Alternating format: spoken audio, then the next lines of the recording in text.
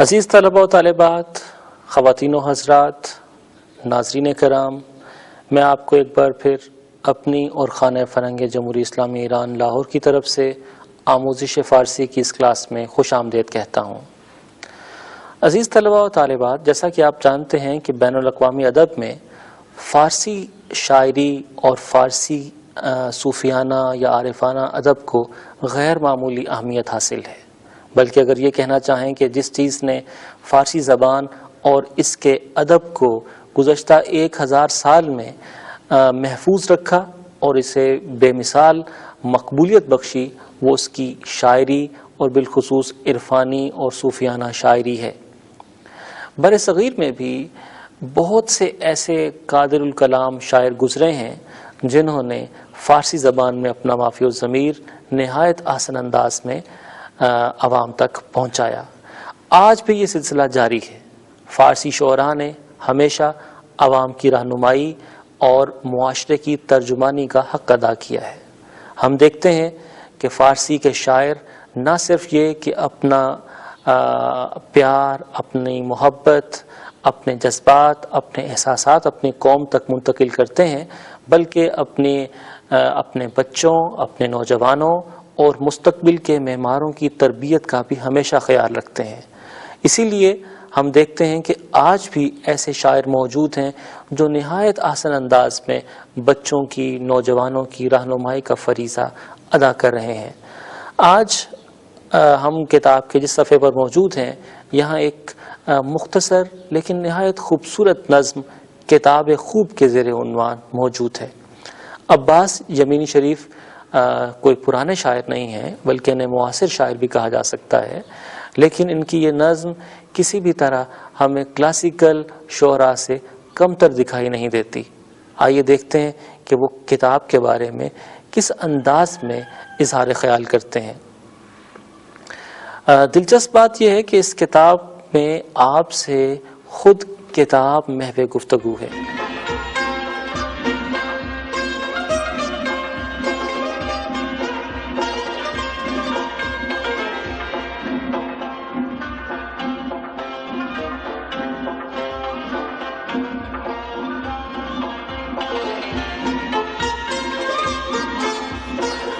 کتاب خوب اس کا عنوان ہے، آئیے اسے مل کر پڑھتے ہیں۔ کتاب کہتی ہے، من یار مہربانم، میں مہربان دوست ہوں۔ دیکھیے، دوست تو ہوتا ہی مہربان ہے، اور مہربان پر کبھی آپ نے غور کیا؟ جی ہاں، یہ بھی 2 لفظوں سے مل کر بنا ہے۔ مہر کا مطلب ہے محبت، اور بان یعنی والا، تو مہربان محبت والا۔ ہم اسی طرح اور بھی کئی طرح کی بناتے ہیں، مثالیں زیادہ دی جا سکتی ہیں، لیکن یہاں پر اسی پر اکتفا کرتے ہیں۔ من یار مہربانم، میں محبت کرنے والا دوست ہوں، میں پیار کرنے والا دوست ہوں۔ یہ کتاب آپ سے مخاطب ہے۔ دانا و خوش بیانم، کتاب اپنی تعریف کر رہی ہے، اپنا تعارف کروا رہی ہے، کہتی ہے میں دانا ہوں، خوش بیان ہوں۔ کبھی آپ غور کیا کیجئے کہ یہ الفاظ جو اردو میں بھی استعمال ہوتے ہیں، اگر آپ اس کے فارسی اوریجن سے، فارسی بنیاد اور اساس سے واقف ہوں، تو آپ کس خوبی کے ساتھ ان الفاظ کو اپنی گفتگو اور اپنی تحریر میں استعمال کر سکیں گے۔ جی ہاں، میرا اشارہ انہی 2 الفاظ کی طرف ہے، دانا اور خوش بیان۔ دانا، اس کی وضاحت کے لیے ایک مصدر آپ کو بتانا ضروری ہے۔ دانستن، دانستن کا مطلب ہوتا ہے جاننا، ٹو نو۔ اس سے ہم مضارع لیتے ہیں داند، اور داند مضارع سے دال حذف کرتے ہوئے الف کا اضافہ کرتے ہیں تو یہ فاعل بن جاتا ہے۔ دانا یعنی جاننے والا۔ دیکھیے، آئندہ آپ ہر ایک کو دانا نہ کہیے گا، بلکہ جو شخص واقعی اس کا مستحق ہو، یعنی کچھ جانتا ہو، اسی کو دانا آپ کو کہنا چاہیے۔ اور یہ کتاب آپ سے کہہ رہی ہے کہ میں دانا ہوں، اور پھر کہتی ہے کہ میں خوش بیان ہوں، یعنی خوش گفتار ہوں، میرا انداز بیاں حسین ہے، دلکش ہے، آپ کو پسند آتا ہے۔ اور پھر اگلا شعر دیکھیے، گویم سخن فراوان. گویم مصدر ہمارے پاس موجود ہے گفتن اور گوید مضارع. آپ نے دیکھا کہ آخر میں میم لگا ہے تو آپ پہچان جائیے اسے کہ گویم کا مطلب ہے میں کہتی ہوں، میں کہتا ہوں. دونوں مطالب لیے جا سکتے ہیں. کیا کہتی ہوں؟ سخن فراوان، میں بہت سی باتیں کرتی ہوں.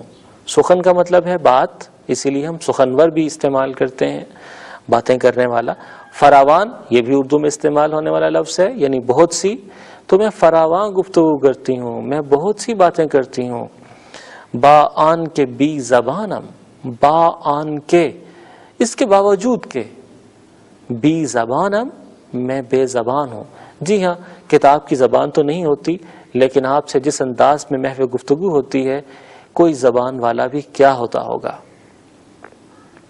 تیسرا شعر ہے پندت دہم فراوان. پند نصیحت کو کہتے ہیں. پند و نصائح اردو میں عام استعمال ہونے والے الفاظ ہیں. جب اس کے ساتھ ہم ضمیر متصل تے جوڑتے ہیں تو اس کا مطلب ہو جاتا ہے تمہیں. پندت دہم میں تمہیں نصیحت کرتی ہوں، میں تمہیں نصیحتیں دیتی ہوں یا کرتی ہوں. دہم یاد رکھیے مصدر تھا ہمارے پاس دادن جس کا مضارع ہے دہد، اور پندت دہم میں تمہیں نصیحت کرتی ہوں. فراوان بہت سی، میں تمہیں بہت نصیحتیں کرتی ہوں. من یار پند دانم میں وہ دوست ہوں جو پند دان ہے، جو نصیحتیں کرنا جانتا ہے. من دوستی ہنرمند میں ہنرمند دوست ہوں، میں فنکار دوست ہوں، میں ایک ایسی دوست ہوں جس کے پاس کچھ ہنر ہے. جیجیے ٹھیک کہتی ہے یہ کتاب، کتاب سے بڑھ کر ہنرور اور فنکار اور کون ہوگا.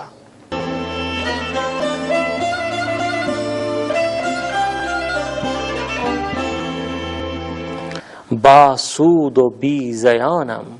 جی ہاں، کتاب کہہ رہی ہے کہ میں باسود ہوں، نفع بخش ہوں، فائدہ دینے والی ہوں. وہ بی زیانم، زیان یعنی نقصان، یعنی میں نقصان نہیں دیتی، میں کسی کو ضرر نہیں پہنچاتی، میں کسی کا نقصان نہیں کرتی. از من مباش غافل، اور پھر آپ کو ایک نصیحت کرتی ہے کہ از من مباش غافل، مجھ سے غافل مت ہونا. مباش فعل نہیں ہے، انشاءاللہ اس کی وضاحت بھی فعل نہیں کی کلاس میں ہوگی.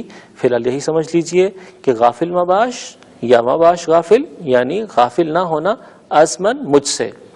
من یار مہربانم میں مہربان دوست ہوں، میں محبت کرنے والی دوست ہوں.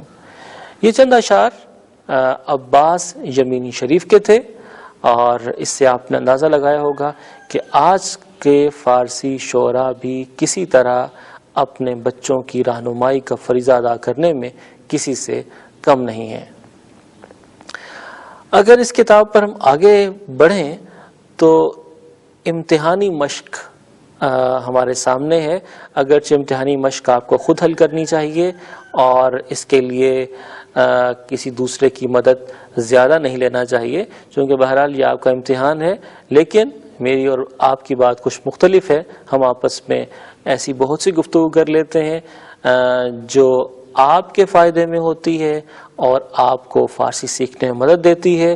اس لیے میں اس مشق کے بھی کچھ سوال حل کرنے میں آپ کی رہنمائی کرتا ہوں. مثلا سوال نمبر 1 ہی دیکھیے.